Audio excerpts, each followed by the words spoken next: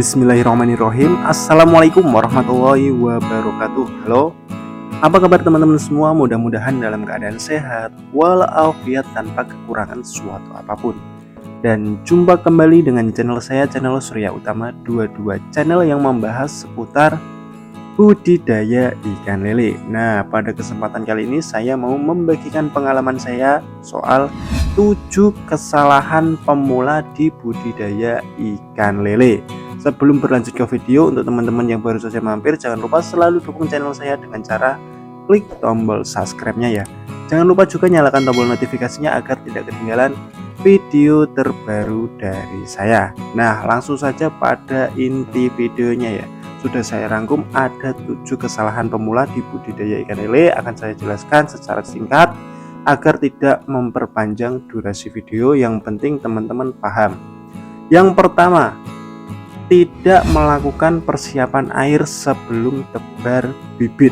Nah, banyak sekali teman-teman pemula itu sekedar tahu bagaimana cara budidaya ikan lele, tapi tidak tahu bagaimana persiapan air sebelum tebar bibit lele. Ya, kalau teman-teman pemula ini tidak bisa cara treatment air sebelum tebar lele, tidak bisa pemupukan air sebelum tebar bibit lele, minimal teman-teman itu mengendapkan air yang ada dalam kolam teman-teman sebelum tebar bibit lele. Minimal 2 hari lah, lebih lama lebih bagus. Dengan cara seperti itu insya Allah nanti akan aman bibit teman-teman. Banyak sekali teman-teman pemula yang ngontak saya, "Mas, kenapa lele saya kok pada mati di minggu pertama?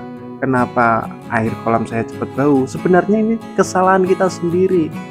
Kenapa kita tidak persiapan air sebelum tebar bibit lele? Seperti itu ya. Intinya kalau kita tidak bisa treatment air dan pemupukan air pada kolam sebelum tebar bibit lele, minimal diendapkan. Intinya itu ya. Diendapkan saja tidak masalah. Gak usah pakai pemupukan gak masalah.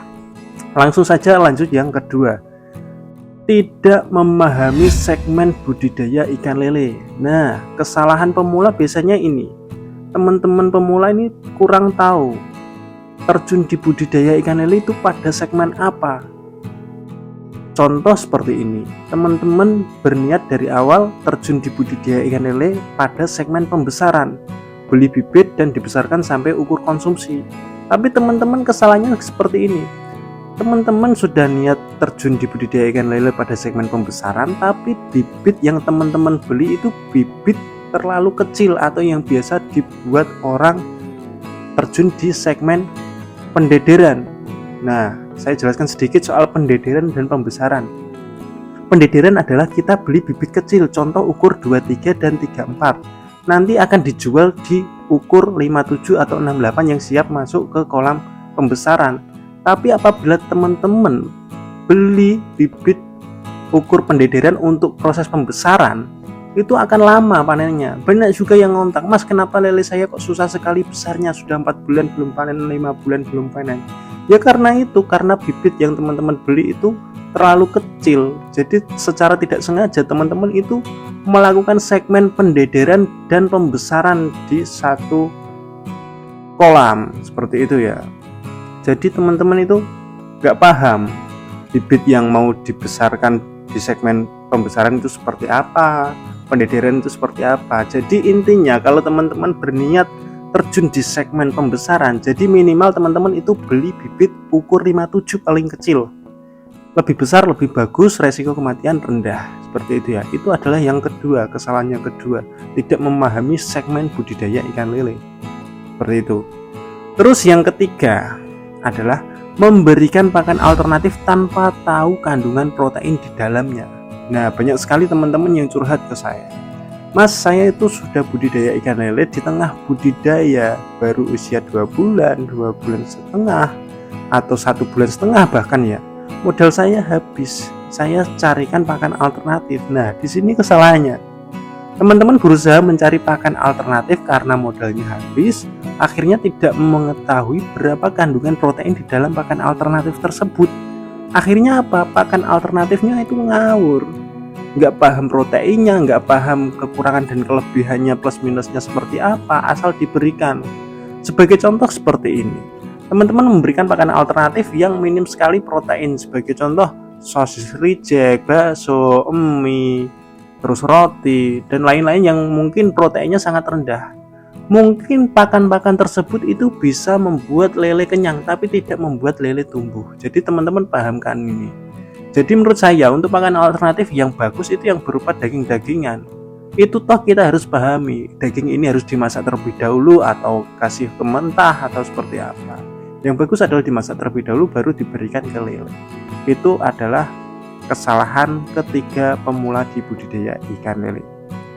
Langsung berlanjut yang keempat, yaitu tidak memperhatikan kualitas air. Nah, banyak sekali kalau teman-teman tidak memperhatikan kualitas air. Sebagai contoh, ikan di kolam teman-teman itu sudah menggantung, sudah waktunya mengganti air, tapi teman-teman cuekin, teman-teman abaikan. Akhirnya apa? Ikan yang menggantung ini tandanya air rusak, waktunya diganti. Apabila teman-teman tidak ganti, akhirnya nanti ikan akan mati, lemes, mati, dan penyakit bisa menyerang ikan itu sendiri. Kalau kualitas air kurang bagus atau amoniak banyak, itu bisa meracuni ikan. Apabila amoniak numpuk di dasar kolam, ada panas masuk ke kolam, akhirnya amoniak naik menjadi gas, itu meracuni ikan itu sendiri. Bahaya sekali, bisa mati massal itu sekolam. Jadi saran saya untuk perawatan air, lebih baik di saat pagi hari sebelum pemberian makan dikuras. Buka pembuangan kolam kurang lebih 1-2 menit, lalu tutup lagi, isi air baru sesuai air yang dikeluarkan tadi ke ketinggian semula. Itu insya Allah setiap hari Anda lakukan, ikan akan aman, ikan akan sehat ya. Langsung saja lanjut ke yang kelima, yaitu kesalahan pemula kali ini tidak melakukan penyortiran. Nah, penting juga ini. Kenapa penyortiran itu penting? Yang pertama, tujuan penyortiran adalah untuk menyeragamkan ukuran. Apabila ukuran tidak seragam, nanti ada yang besar, ada yang kecil. Akhirnya ikan yang kecil itu tidak bisa tumbuh apabila kalah makan. Dan apabila lebih parahnya lagi, kalau usia lele ini sudah tua dengan ukuran yang masih kecil, ini apabila teman-teman masih rawat itu akan rugi karena sudah kelewat masa pertumbuhan. Kalau lelenya masih muda, masa pertumbuhan, misalkan FCR 1:1, diberi makan 1 kilo pelet jadi 1 kilo daging. Kalau ikan lele yang sudah tua tapi masih kecil itu disebut lele kerdil atau lele kuntet. Itu teman-teman walaupun beri makan 1 kilo itu susah sekali menjadi daging 1 kilo. Bisa jadi teman-teman habis makan 1,5 kilo baru jadi 1 kilo daging ikan lele. Jadi rugi. Sortir ini penting untuk menyeragamkan ukuran agar yang kecil itu tidak kalah makan ya.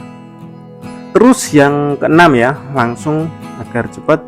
Kesalahan pemula yang keenam adalah membiarkan ikan lele yang sakit atau mati itu di dalam kolam. Apabila teman-teman tahu ada ikan yang sakit, menggantung, ciri-cirinya kelihatan, entah itu jamur atau apa, itu jangan sampai dibiarkan, apalagi ada yang mati di dalam kolam. Apabila teman-teman menemukan lele yang sakit, yang menggantung, terus atau lele yang mati, langsung saja diambil dari kolam agar tidak menular ke ikan yang sehat. Seperti itu ya. Kalau ikan dibiarkan, ikan mati misal, ikan mati dibiarkan di kolam, itu akan merusak air juga. Terus contoh, ikan sakit di kolam, itu juga akan berdampak buruk pada ikan yang masih sehat. Dikhawatirkan kalau penyakitnya menular dan nanti sekolam bisa sakit semua. Jadi apabila teman-teman melihat ikan sakit atau ikan mati, langsung segera diambil. Seperti itu ya. Itu adalah kesalahan keenam. Langsung yang terakhir adalah tebar bibit terlalu padat. Ini banyak sekali teman-teman pemula lakukan. Kita sebagai pemula untuk mencari ilmunya terlebih dahulu, kita jangan cari untung terlebih dahulu. Kita tebar sedikit dulu lah ya. Kalau saran saya maksimalnya per kubik air itu 150-200 ekor. Tapi kalau teman-teman mau cari aman, tebar di bawah 200 ekor per kubik air. Tapi kalau teman-teman mau cari masalah ya silahkan tebar per kubik air 200 ke atas, silahkan. Tidak ada yang melarang tebar padat, itu tidak ada yang melarang. Tapi tebar padat itu harus membutuhkan skill yang berpengalaman, skill yang sudah mumpuni. Kalau teman-teman di budidaya ikan lele di kapasitas kepadatan tebar yang rendah itu sudah berhasil, silahkan bertahap ditingkatkan kepadatan tebarnya untuk meningkatkan keuntungan. Seperti itu ya. Saya rasa cukup sekian ya video yang bisa saya sampaikan, mudah-mudahan bermanfaat khususnya teman-teman pemula untuk menghindari 7 kesalahan yang saya sampaikan tadi. Mudah-mudahan kita dapat pengalaman dapat keberhasilan, dapat keberuntungan, dapat rezeki dari ikan lele ini sendiri. Kurang lebihnya saya mohon maaf. Saya Surya Utama, sampai ketemu di video berikutnya. Assalamualaikum warahmatullahi wabarakatuh.